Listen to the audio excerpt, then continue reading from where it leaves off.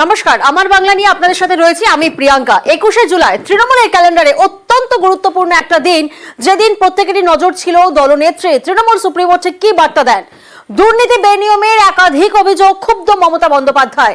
26এর বিধানসভা ভোটের আগে সতর্ক তৃণমূল নেত্রী। জনপ্রতিনিধি ও নেতা কর্মীদের উদ্দেশ্যে তাঁর হুঁশিয়ারি, শুধরে যান, না হলে কড়া ব্যবস্থা।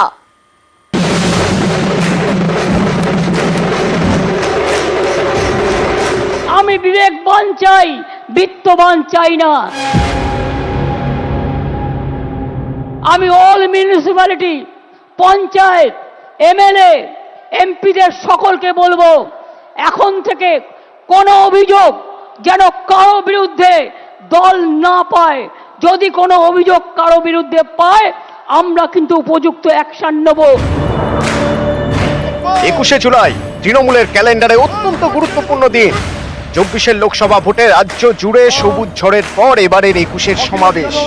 এবার তৃণমূলের টার্গেট 26এর বিধানসভা ভোট। তার আগে রবিবার 21শে জুলাইয়ের মঞ্চ থেকে জনপ্রতিনিধি ও নেতা কর্মীদের সাবধান করে দেন তৃণমূল নেত্রী। আমি অল মিউনিসিপ্যালিটি, পঞ্চায়েত, এমএলএ, এমপিদের সকলকে বলবো, এখন থেকে কোনো অভিযোগ যেন কারো বিরুদ্ধে দল না পায়। যদি কোনো অভিযোগ কারো বিরুদ্ধে পায়, আমরা কিন্তু উপযুক্ত অ্যাকশন নেব। অন্যায় করলে আপনারা দেখেছেন, আমি তৃণমূল কংগ্রেসকেও ছাড়ি না, তৃণমূল কংগ্রেসকেও গ্রেপ্তার করি।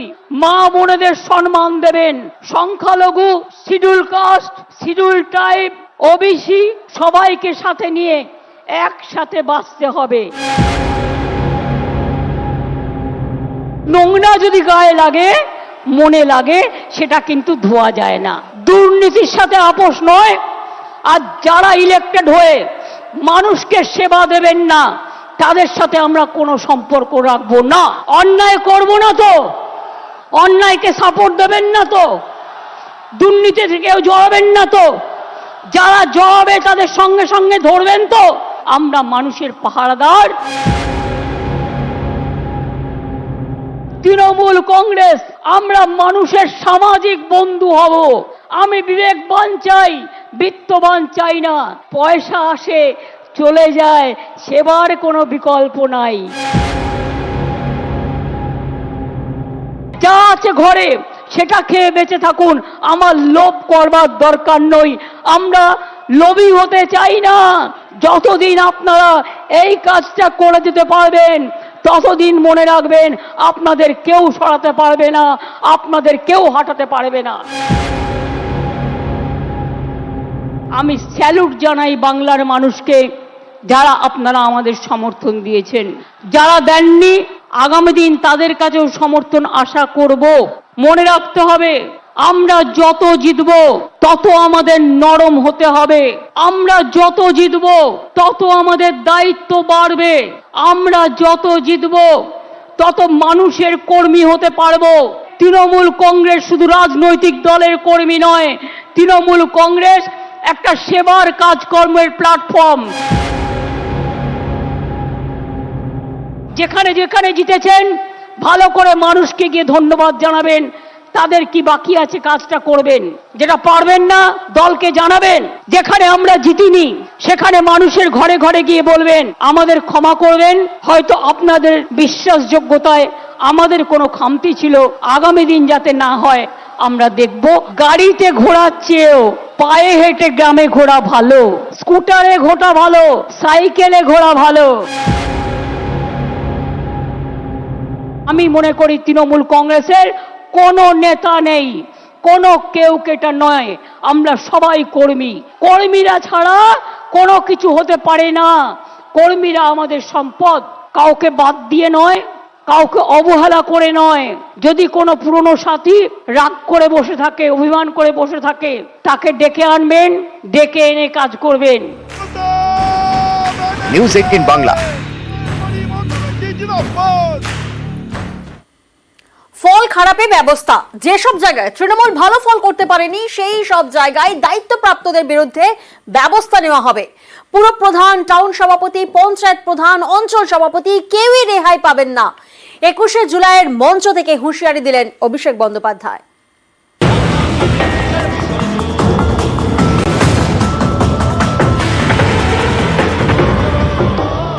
২৪ লোকসভা ভোটে বিপুল জয়ের পর তৃণমূলের ২১ জুলাই জনগণের গর্জন বাংলা ফল বেরোনোর কিছুদিন পরে বিরতিতে যান অভিষেক বন্দ্যোপাধ্যায়। এ নিয়ে নানা মহলে জল্পনা তৈরি হয়। রবিবার ২১ জুলাইয়ের মঞ্চ থেকে অভিষেক নিজেই জানান তার বিরতির কারণ। এই যে ১-১.৫ মাস কোন রাজনৈতিক কর্মসূচিতে আপনারা আমাকে দেখেননি, তার কারণ পর্যালোচনার কাজে আমি ব্যস্ত ছিলাম। আগামী ৩ মাসের মধ্যে এর ফল আপনারা দেখবেন। এরপরেই কড়া বার্তা দেন তৃণমূলের সর্বভারতীয় সাধারণ সম্পাদক। তৃণমূল কংগ্রেসের সর্বভারতীয় সাধারণ সম্পাদক হিসেবে আপনাদের কথা দিচ্ছি যে যারা এই নির্বাচনে পঞ্চায়েত বা কাউন্সিলর বা মিউনিসিপ্যালিটি চেয়ারম্যান ভাইস চেয়ারম্যান থেকেও মানুষকে বোঝাতে অক্ষম হয়েছেন বা তাদের নির্দিষ্ট এলাকা থেকে প্রত্যাশিত বা আশানুরূপ ফল হয়নি, একইভাবে আমরা টাউন সভাপতির বিরুদ্ধেও ব্যবস্থা নেব, মিউনিসিপ্যালিটি চেয়ারম্যানের বিরুদ্ধেও ব্যবস্থা নেব, গ্রাম পঞ্চায়েতের ক্ষেত্রে প্রধানের বিরুদ্ধেও ব্যবস্থা হবে, অঞ্চল সভাপতির বিরুদ্ধেও ব্যবস্থা হবে। সম্প্রতি শুভেন্দু অধিকারীর সংখ্যালঘু বার্তা ঘিরে বিতর্ক তৈরি হয়। বিড়ম্বনায় পড়ে বঙ্গ বিজেপি। আপনারাও বলেছেন সবকা সাথ সবকা বিকাশ, আর বলবো না, বলবো जो हमारे साथ हम उनका साथ, सबका साथ सबका विकास बंद करो। এ নিয়েও এদিন নাম না করে সুর চড়ান অভিষেক বন্দ্যোপাধ্যায়। যারা আমাদের ভোট দিয়েছে তাদের জন্য কাজ করতে বদ্ধপরিকর, আর যারা আমাদের বিরুদ্ধে ভোট দিয়েছে তাদের জন্য কাজ করতে বদ্ধপরিকর, এটাই পার্থক্য। আমরা মানব সেবায় বিশ্বাস করি, আমরা ধর্ম বাড়িতে করি, আমরা মসজিদ মন্দির গুরুদ্বারায় বাড়িতে পুজো স্থানে ঠাকুরের ঘরে বসে ধর্ম করি, কিন্তু আমরা যখন মানুষের ভোটে নির্বাচিত, আমাদের কোনো ধর্ম নেই, একটাই ধর্ম, মানব ধর্ম, মানুষকে পরিষেবা দেওয়া। এটাই তৃণমূল আর বিজেপির মধ্যে পার্থক্য। আগামীর লড়াই যদি আমরা ভেবে থাকি যে আগামীর লড়াইয়েও আমরা জিতব, তাহলে আত্মতুষ্টির কোনো জায়গা নেই। আমরা জিতব, কিন্তু এই জিত যেন 2016 থেকেও বড় হয়, 2021 থেকেও বড় হয়। যারা মানুষকে বোঝাতে অক্ষম হয়েছেন, নিউজ 18 বাংলা। কাউকে রেয়াজ করা হবে না। শিক্ষক নিয়োগ দুর্নীতিতে গ্রেফতার হয়েছেন পার্থ চট্টোপাধ্যায়। নিট কেলেঙ্কারির জন্য কেন গ্রেফতার নন কেন্দ্রীয় শিক্ষামন্ত্রী ধর্মেন্দ্র প্রধান? কেন এই দ্বিচারিতা? 21 মঞ্চ থেকে প্রশ্ন তুললেন অভিষেক বন্দ্যোপাধ্যায়। কোন দুর্নীতির সঙ্গে কোন দুর্নীতির তুলনা করছেন? পাল্টে প্রশ্ন ছুড়ে দিলেন বিজেপির শ্রমিক ভট্টাচার্য।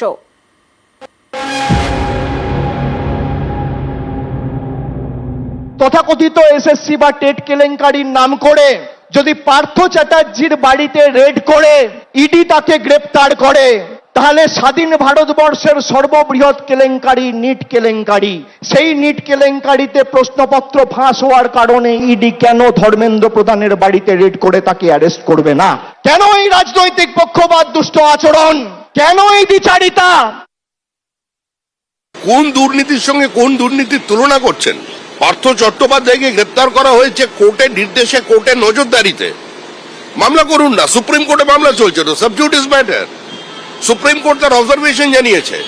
প্রথমে সুপ্রিম কোর্টই বলেছিল কোনো পেপার লিকেজ নেই, তারপরে এই সরকার এই দুর্নীতি রুখতে বদ্ধপরিকর, জিরো টলারেন্স দেখিয়েছে। সারা ভারতব্যাপী বিভিন্ন জায়গায় বহু মানুষকে গ্রেপ্তার করা হচ্ছে, নির্মূল করে দেওয়ার প্রচেষ্টা হচ্ছে, তাতে ওর দলের লোকজন ধরা পড়বে, বেশি দূরে নেই। নবীন প্রবীণ সমন্বয় রেখেই দলের কাজ করতে হবে, নেতা কর্মীদের বার্তা অভিষেক বন্দ্যোপাধ্যায়ের। বললেন পুরনোদের অভিজ্ঞতা ও নতুনদের উৎসাহ দুটোই তৃণমূলের সম্পদ।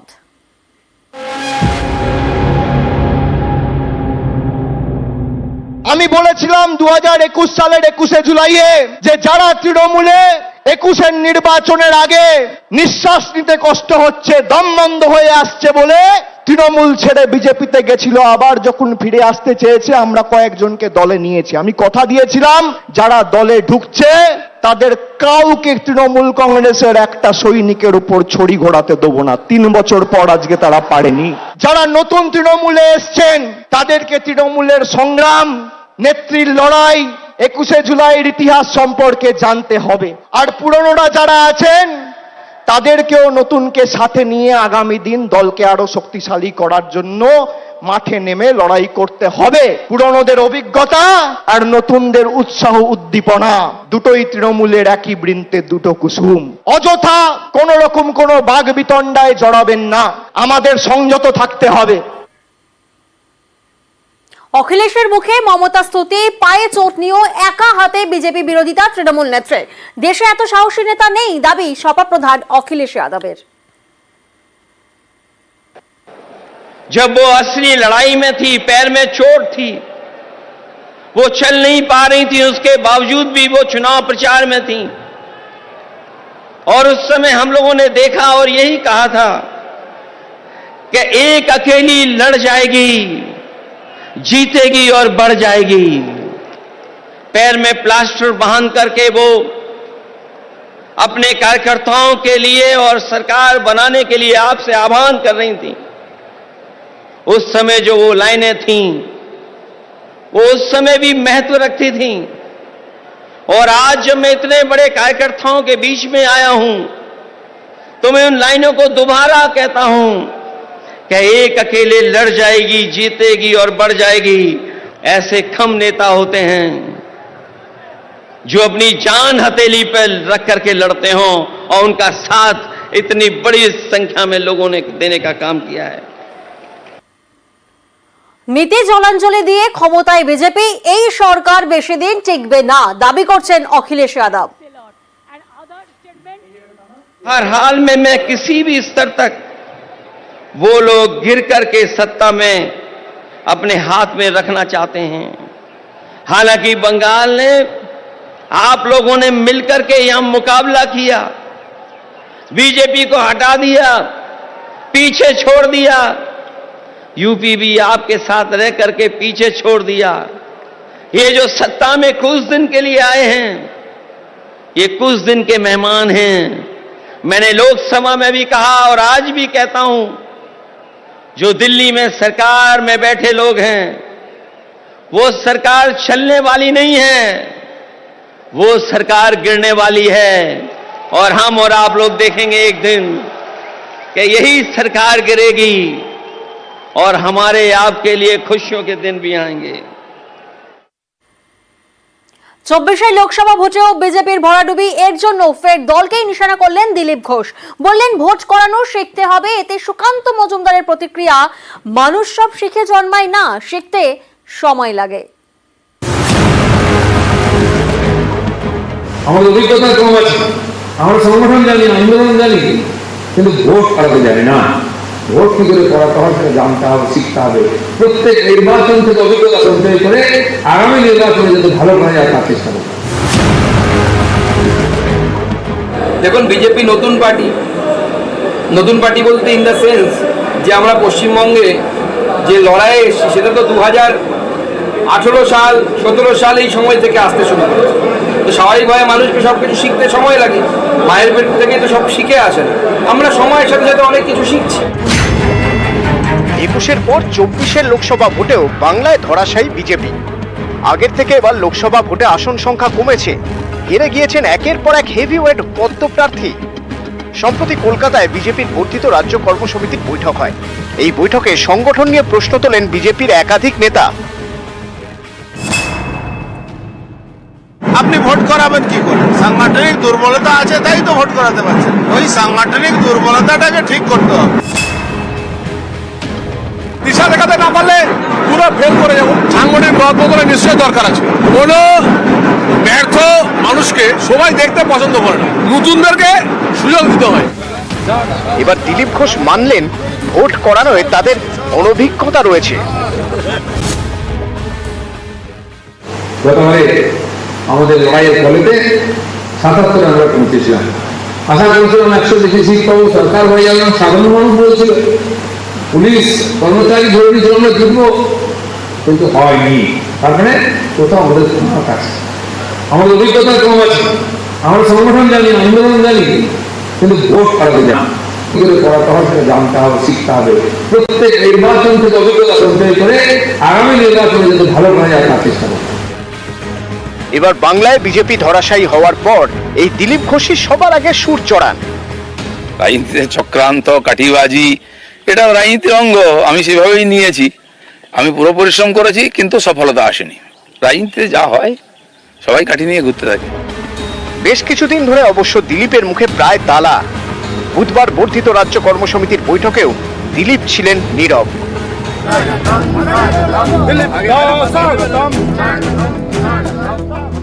দীর্ঘ নীরবতার পরে রবিবার বাঁকুড়ার বিষ্ণুপুরে দিলীপ মুখ খোলেন। বিজেপির কর্মী সভায় তিনি স্বীকার করেন, ভোট করানো শিখতে হবে। আমরা সংগঠন জানি, আন্দোলন জানি, কিন্তু ভোট করাতে জানি না। ভোট কি করে করাতে হয় সেটা জানতে হবে, শিখতে হবে। দেখুন, বিজেপি নতুন পার্টি বলতে ইন দ্য সেন্স যে আমরা পশ্চিমবঙ্গে যে লড়াইয়ে এসেছি সেটা তো 2018 সাল 17 সাল এই সময় থেকে আসতে শুরু করেছে। তো স্বাভাবিকভাবে মানুষকে সব কিছু শিখতে সময় লাগে, মায়ের পেট থেকে তো সব শিখে আসে না। আমরা সময়ের সাথে সাথে অনেক কিছু শিখছি। নিউজ 18 বাংলা। তৃণমূল করায় ক্যান্সার আক্রান্তকে সার্টিফিকেট দেননি বিজেপি সাংসদ। চাঞ্চল্যকর অভিযোগ বিষ্ণুপুরের বিজেপি সাংসদ সৌমিত্র খাঁয়ের বিরুদ্ধে। পূর্ব বর্ধমানের বাসিন্দাকে শেষমেশ সার্টিফিকেট দেন বর্ধমান দুর্গাপুরের তৃণমূল সাংসদ কীর্তি আজাদ। আর এই নিয়ে তিনি বিজেপিকে কটাক্ষ করতে ছাড়েননি, পাল্টা সুর চড়িয়েছেন সৌমিত্র। तो मैं तो प्रधानमंत्री से पूछना चाहता हूं कि आप भारतीय जनता पार्टी में कोई इंसानियत नहीं बची है क्या? किसी इंसान की जिंदगी की कोई कीमत नहीं है? কীর্তি আজাদ ভালো নাটকে, সেই নাটককে কীর্তি আজাদকে জিজ্ঞেস করুন। এই তরজার পিছনে রয়েছে এমপি সার্টিফিকেট। পূর্ব বর্ধমানের খণ্ডঘোষের মুইধারার বাসিন্দা সৈয়দ নজরুল ইসলাম, তৃণমূল কর্মী, দীর্ঘদিন ধরে ক্যান্সারে আক্রান্ত। চিকিৎসার পিছনে জলের মতো টাকা খরচ হচ্ছে, জমিও বিক্রি করতে হয়েছে। কেমোথেরাপির জন্য লক্ষাধিক টাকার দরকার। অভাবের সংসারে আর পেরে উঠছেন না, তাই ঠিক করেন প্রধানমন্ত্রী রিলিফ ফান্ড থেকে সাহায্য পাওয়ার আবেদন করবেন। এর জন্য সাংসদের সার্টিফিকেট দরকার।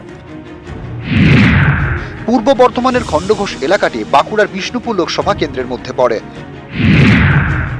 অভিযোগ, বিষ্ণুপুরের বিজেপি সাংসদের থেকে ক্যান্সার আক্রান্ত সৈয়দ নজরুল ইসলাম সার্টিফিকেট পাননি। সাংসদের পিএ সাফ জানিয়ে দেন, তৃণমূল কর্মীকে সার্টিফিকেট দেওয়া হবে না। এই পরিস্থিতিতে ক্যান্সার আক্রান্ত সৈয়দ নজরুল ইসলামের পাশে দাঁড়ান বর্ধমান দুর্গাপুরের সাংসদ কীর্তি আজাদ। তিনি সার্টিফিকেট দেন। ওষুধের যে দাম, তার জন্য আর চালাতে পারছি না, সেটার জন্য আমি স্যারের সঙ্গে একটা সার্টিফিকেট নিতে এসেছি। কীর্তি আজাদ তো খণ্ডঘোষের সাংসদ নন, তো বিষ্ণুপুর লোকসভার মধ্যে পড়ে। তো বিষ্ণুপুরের সাংসদের কাছে যাননি?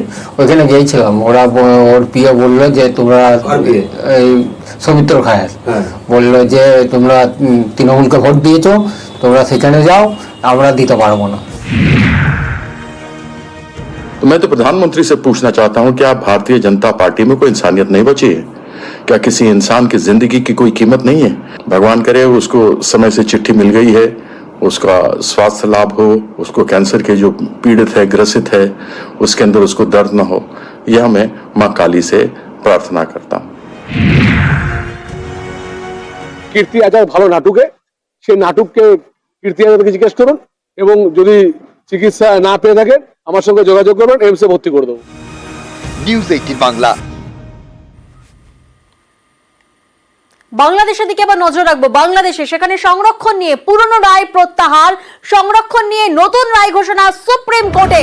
93% মেধার ভিত্তিতে সরকারি চাকরিতে নিয়োগ, 5% মুক্তিযোদ্ধাদের জন্য সংরক্ষণ। অর্থাৎ 93% সেখানে মেধার ভিত্তিতে সরকারি চাকরিতে নিয়োগ হবে, যেখানে 5% মুক্তিযোদ্ধাদের জন্য সংরক্ষণ এবং বাকি 2% অন্য শ্রেণীর জন্য। ছাত্রছাত্রীদের শিক্ষা প্রতিষ্ঠানে ফেরার নির্দেশ আদালতের। আর আদালতের এই রায় নিয়ে আশাবাদী আন্তর্জাতিক সম্পর্ক বিশেষজ্ঞ সম্পূর্ণা গোস্বামী।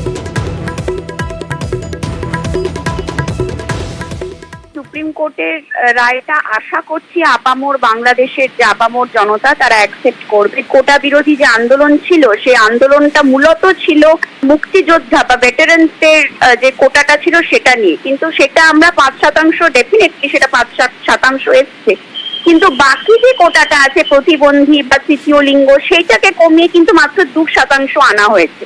কাজে এটা কতটা অ্যাকসেপ্টেড হবে এটা নিয়ে একটা প্রশ্নচিহ্ন থেকে যাচ্ছে। পরিস্থিতি পুরোপুরি ঠান্ডা হতে কিন্তু এখনো বেশ কিছুটা সময় লাগবে, কারণ এখনো কিন্তু যথেষ্ট চ্যালেঞ্জিং হবে বলেই আমার ধারণা। এবং এই সুপ্রিম কোর্টের রায় নিয়েও আবার নতুন করে কোন রকম কোন সমস্যা শুরু হয় কিনা সেদিকেও আমাদের লক্ষ্য রাখতে হবে। 21-এর মঞ্চ থেকেই বাংলাদেশের পরিস্থিতি নিয়েও বার্তা মমতার। বাংলাদেশে আটকে পড়াদের পাশে আছে রাজ্য, জানালেন মুখ্যমন্ত্রী। পাশে কেউ আশ্রয় চাইলে পশ্চিমবঙ্গের দরজা খোলা বলেও বার্তা দিয়েছেন মমতা বন্দ্যোপাধ্যায়।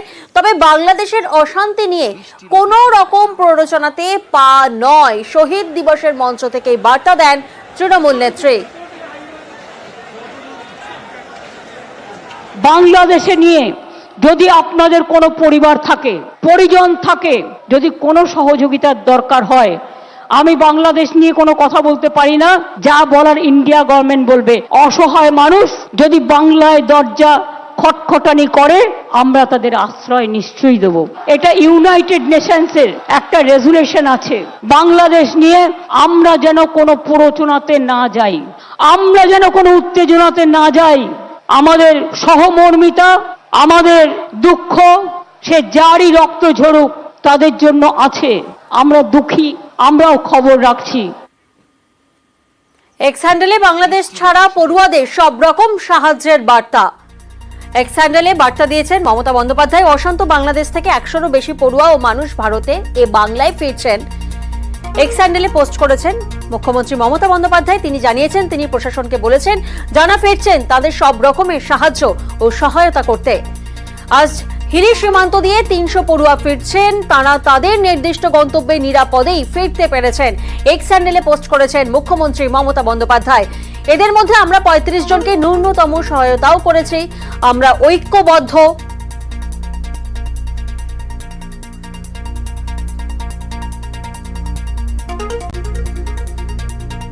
আর বাংলাদেশ থেকে ফিরছেন পড়ুয়ারা, পেট্রোপল সীমান্ত থেকে 20 জন পড়ুয়া ফিরেছেন। হিলি সীমান্ত থেকে কিন্তু 322 জন পড়ুয়া ফিরেছে। অন্যদিকে আমরা নজর রাখবো চ্যাংরা বান্ধা সীমান্ত, সেদিকে বাংলাদেশ থেকে ফিরছেন পড়ুয়ারা চ্যাংরা বান্ধা সীমান্ত হয়ে 441 জন পড়ুয়া। আর এবার মহদীপুর সীমান্ত, যেখানে মালদা 240 জন পড়ুয়া ফিরছেন। ছাত্র বিক্ষোভের জের বাংলাদেশ ছাড়ছেন কাতারে প্রবাসী পড়ুয়ারা। রবিবার সকালে দূতাবাসের প্রচেষ্টায় 322 জন পড়ুয়া ভারতে এলেন।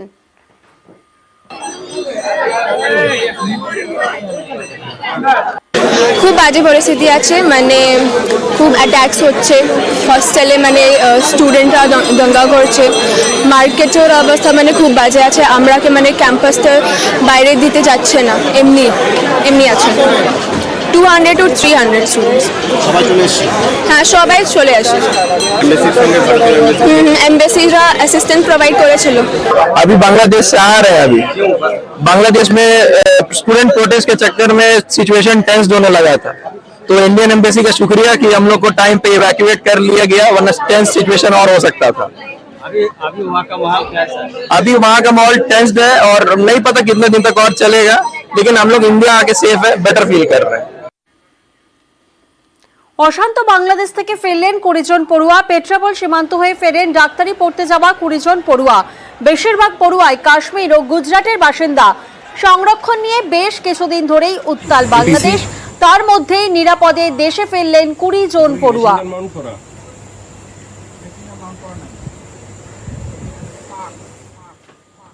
এরা হচ্ছে মেডিকেল স্টুডেন্ট, বাংলাদেশে এরা পড়তে যায়, পড়ার জন্য যায়, মেডিকেল কোর্স কমপ্লিট করার জন্য। ওখানে বাজেটটা অনেক কম, তা না হলেও আমাদের ইন্ডিয়ান 20,000-এর উপরে স্টুডেন্ট আছে ওখানে। তো এরা প্রতি বছরই যাতায়াত করে, বছরে এরা 2বার যাতায়াত করে, 6 মাস অন্তর অন্তর। আর এবার তো বাংলাদেশের ওই সিচুয়েশনের জন্য এরা চলে এসছে, একটা পরিস্থিতি খারাপের কারণে। তো এরা 20 জন ছিল। কালকের পর আজ ফের অশান্ত বাংলাদেশ থেকে ফিরছেন পড়ুয়ারা। চ্যাংরা বান্ধা হয়ে ফেললেন 441 জন পড়ুয়া। কালকের পর আজ ফের অশান্ত বাংলাদেশ থেকে ফিরছেন পড়ুয়ারা। চ্যাংরা বান্দা হয়ে ফিরলেন 441 জন পড়ুয়া। পেট্রাপল থেকে ফিরেছেন 20 জন পড়ুয়া। হিলি সীমান্ত সেখান থেকে 322 জন পড়ুয়া ফিরেছেন। বাংলাদেশ থেকে ফিরছেন পড়ুয়ারা। অশান্ত বাংলাদেশ ছাড়ছেন পড়ুয়ারা। চ্যাংরা বান্দা সীমান্ত সেখান থেকে 441 জন পড়ুয়া ফিরেছেন।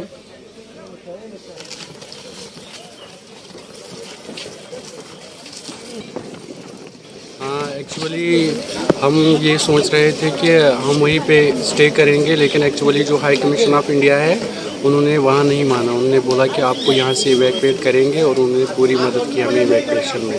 हमारे पहले डरावना था, लाइक हम पेरेंट्स के साथ बात नहीं कर पा रहे थे बहुत दिनों से। नेट भी सब कुछ बंद था, बट इंडियन एम्बेसी से थैंक गॉड कि हम इंटरनेशनल चार्ज करके थोड़ा सा बात कर दिया है हमने, तो कॉलेज वाले ने प्रोवाइड किया और इंडियन एम्बेसी ने भी थोड़ा हेल्प किया, तो सिक्योरिटी के साथ हम आज आए।